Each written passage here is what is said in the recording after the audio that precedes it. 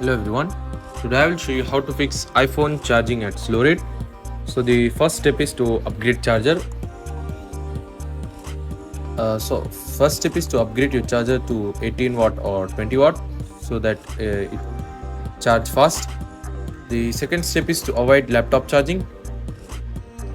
Discourage charging the iPhone through a laptop because it is slower and can harm the battery.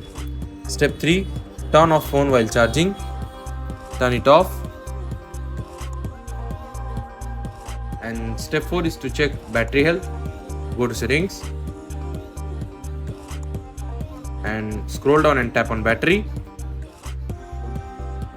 Tap on battery health, and from here you can see battery health. If the maximum capacity is below 70%, consider replacing the battery.